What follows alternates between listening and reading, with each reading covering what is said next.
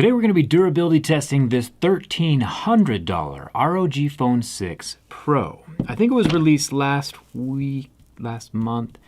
One second. Lose track of time. August. There it is, July.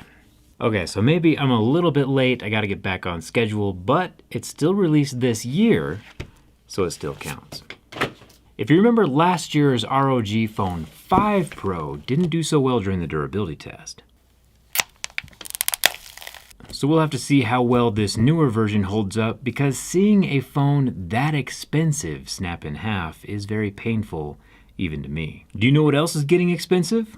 Phone service. Huge thanks to Tello for sponsoring this video. For 6 years now, Tello has been offering the same wireless service as the big boys for half the price. For just $29 a month, Tello has 4G, 5G, free hotspot, and free international calling to over 60 different countries, with no contracts, and you can upgrade or downgrade your plan at any time. You don't need to take my word for it though. Tello has over 8,000 5-star reviews. I think people are just excited they can keep their same phone number and same phone when they switch over. Saving a ton of money on a new plan is always fun. You can always buy a new phone if you switch, if your old phone is starting to look like the ROG Phone 5 from the last durability test. And you can mix and match plans from their cheapest down at $5 a month all the way up to the unlimited at $29. You can add up to 10 lines on a family plan, getting premium service without the premium price tag. Just head to the link down in the description, pick a plan, and pop the SIM card into your existing phone, and you're done.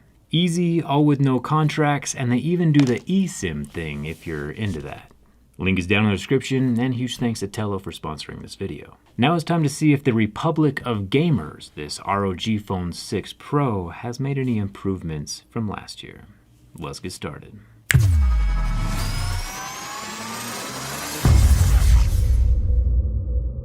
The ROG Phone 6 Pro is definitely the most powerful smartphone we've tested this year.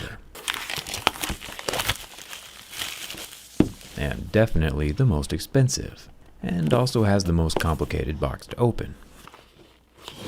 I really am struggling with this one, and I'm kind of an expert at opening phone boxes. You can't hold the box while you're opening it. Squeezing the sides won't let it slide. Big brain time. Off to a good start. Inside the hexagonal carton, we have an AR card for some virtual reality gaming stuff that ROG does.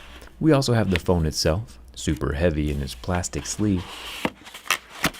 Underneath the phone, we find a thin, flexible rubber case, which won't be much help structurally, but would help with impacts and scratches. I'll set this off to the side. We also have the massive 65-watt USB-C charging brick, which powers the dual batteries inside of the ROG 6. There's also a pretty classy USB-C braided cable, which is kind of cool. The box is intense, but the phone is also intense. Speaking of which, let's get a closer look at the ROG 6 Pro and compare it to the ROG 5 from last year and see if ASUS has changed anything.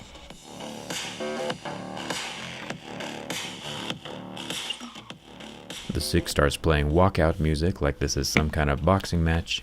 On the sides of the phone, we have the same antenna line placement between both generations, the same power button locations, and same charging port locations, with the only difference being little gold contacts on the side of the 5.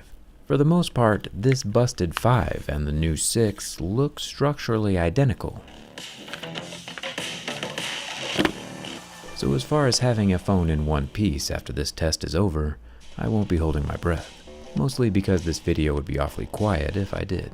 Let's see what else the ROG 6 Pro has to offer besides invigorating smartphone setup music. The design at first feels pretty solid. In years past, ROG has iconically been the phone with the metal hump and vents out the back glass for cooling. This year they've done away with the vents in exchange for a pretty cool back display. It can show notifications and charging status, among other things. I mean, personally I think more RGBs would have been cool. But I'm all for the creativeness that goes into gaming phones. There are dual USB-C ports, as you can tell, so you can charge the phone horizontally while gaming, as well as add plug-in accessories, like the Aeroactive thermoelectric cooler that's like a portable refrigerator for your phone. A cool accessory to be sure. Let's begin the scratch test. After removing the pre-installed screen protector, of course, this standardized scratch test can find out what the screen is made from.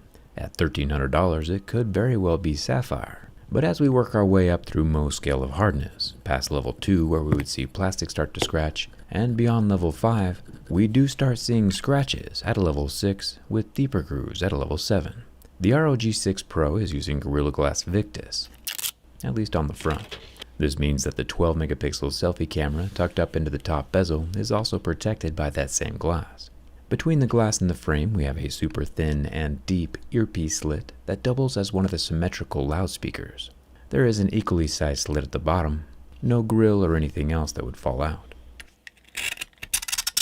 The sides of the ROG 6 Pro near the gaming triggers are made from anodized aluminum, and surprisingly, the buttons are removable.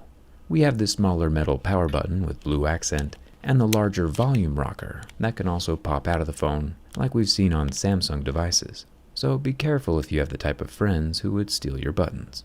Also, if you have the type of friends who would steal your buttons, you need new friends.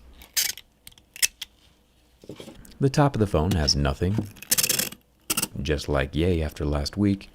And here on the left side we have again the accessory USB-C port, which can also fully charge the dual batteries at a whopping 65 watts. The cute little blue SIM card tray once again does not have a rubber ring around the opening. The 6 Pro is IPX4, meaning that it can handle a bit of a splash or a sprinkle of liquid, but no submersions. If we look really close, closer than we've ever looked at a SIM card tray before, we do see the tiniest of little rubber lips, which is probably to help keep the SIM card tray in place. Down here at the bottom, we have another 65 watt USB-C port. Only one can be used to charge the phone at a time. We also have a headphone jack, which is pretty rare these days. One thing I can definitely appreciate with the ROG 6 Pro is the attention to detail and the refreshingly unique design. For example, just beyond the secondary 2-inch screen, we have embossed text. Instead of using a sticker, inlaying, or engraving, ROG has raised letters on the glass. It's subtle, but satisfyingly different. It's hard to read the clear on white text, but it says Join the Republic. Republic is the R in ROG.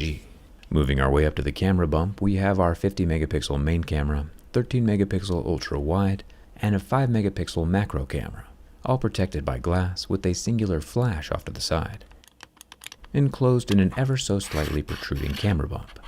So far, I'm a pretty big fan of the ROG 6 Pro.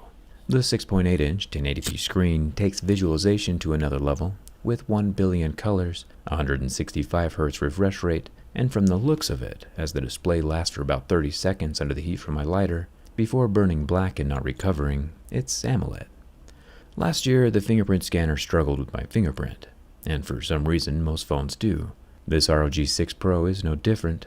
It thinks my thumbprint is dirty, even though it's not. It'll be nice when the underscreen technology improves enough to function with people who work with their hands. Once it was set, and then damaged with some level 7 deeper grooves, the scanner does continue to function just fine though, even with the extra scratches. There's a shortage of perfect phones in the world, and it would be a pity to damage this one. Historically, most phones do survive my durability tests, but at first glance, since ROG hasn't changed anything structurally from last year's catastrophe, I don't have high hopes for this year. I guess if nothing changes, then nothing changes. The ROG Phone 6 Pro fails my durability test catastrophically again. That's 2 years in a row now. The front glass of the phone, while majorly curved and not functional anymore, doesn't appear to be cracked. The back glass, however, is obliterated, with just the foil barely holding the glass shards together. We'll have to dive deeper into the structure during the teardown, but at first glance it looks like the bend happened between the two batteries again, just like last year, along the middle motherboard, and at that centrally placed power button and side USB-C port on each of the frame rails. Crazy enough, the rear screen does appear to still be lit and functional under the obliteration, so thumbs up for that.